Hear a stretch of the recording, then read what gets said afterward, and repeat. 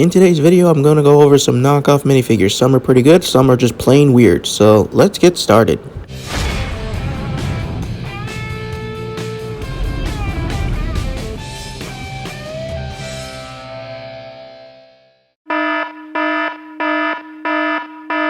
Alright, let's see what we got here today.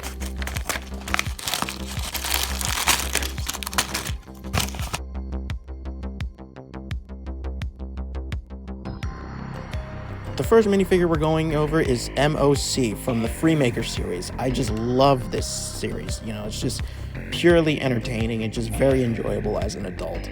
I'm sure the kids loved it, but me, I just really enjoyed the show watching it. Just much more entertaining than the sequel trilogy. Anyway, let's go over this minifigure quickly.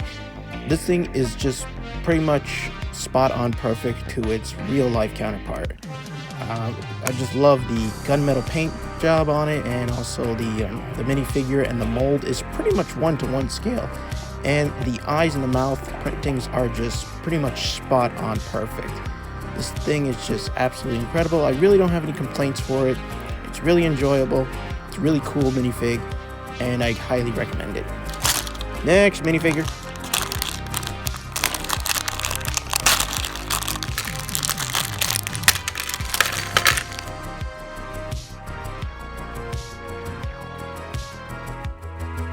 This is a terrible knockoff of ArielLightCustomWorks.com's Twi'lek. I don't know what to really say about this thing. It's just, I'm not a huge fan of it. I'd rather recommend buying the real thing rather than this piece of crap. It's kind of random. I mean, I kind of like the idea that I was going with, but the design on the face is good, but the chest thing is not.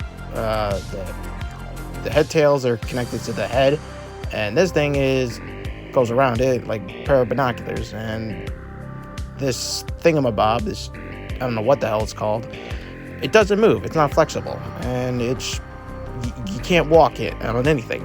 So pretty mediocre, whatever. Next minifig.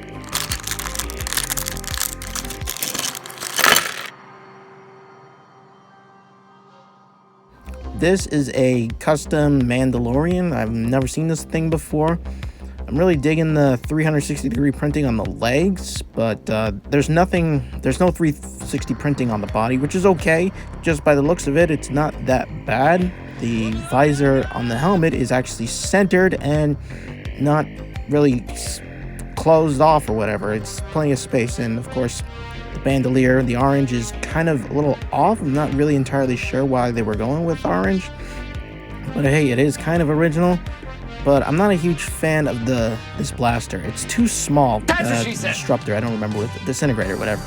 But I love this jetpack as always. It's just awesome, and you can put the rocket on it. I'm not a huge fan of the bright red. I'd rather go with the burgundy red for the logo, just like it's on the helmet. But you know what? This is not a bad minifigure for $1 or $1.10 or whatever, depending on where you buy it. Whatever, moving on. Next minifigure, Bob.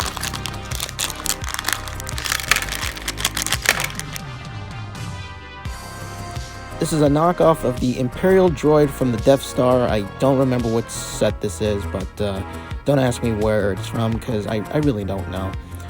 The bottom part of the body is good, just the gray outlines around it is just terrible. The lines are just too thick and just really cartoony-ish. The head mold, however, is just spot on perfect.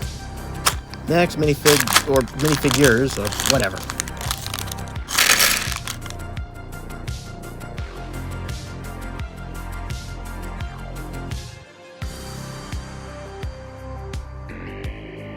This minifigures are supposed to be our favorite droid, Roger, from the Freemaker Adventures.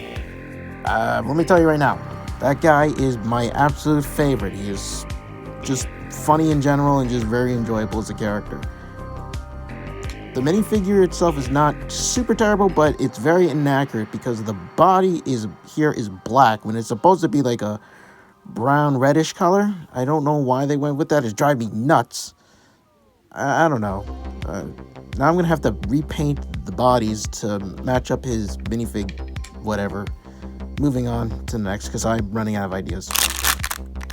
Action minifig.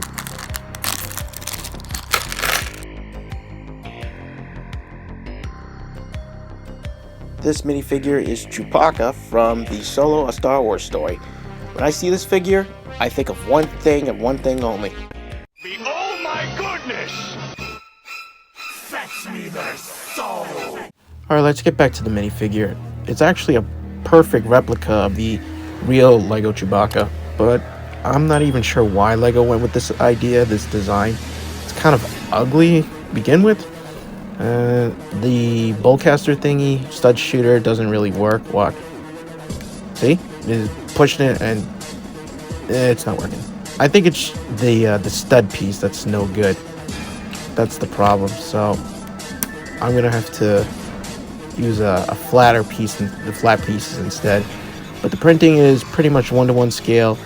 It's pretty awesome looking for a knockoff, but it's still an ugly figure nonetheless. Alright, bonus. I got this 10-pack mystery hairs. I don't know why. They're pretty dumb looking. Some are pretty useful. There's this... I don't know what some of these are. I'm going to have to take a wild guess that this is like a pink-haired Goku from Dragon Ball. Here's the Super Saiyan blonde from Dragon Ball. This hairpiece, I have no idea where it's from, but it's really nice looking. Green mohawk, which is pretty punk. Let's see what's next. This, I have no idea or understand what this piece is. I tried it on one of my Infinity figures anyway, but it didn't fit. I don't fully understand what it is or where it came from. I have no idea. I guess this is Tony the Tiger. Something that doesn't exist, but whatever. It's kind of ugly in my opinion. Alright, this is not bad. This is a Joker colored slick hair back. It's not bad actually. I would use it for my Joker fig. I think this is the hair for Loki on the variant mini collectibles or something like that. Yeah, I guess that's what it is. This semi-messy spiky hair is nice. Probably a Ninjago thing, I don't know. Ronald McDonald's hair, maybe?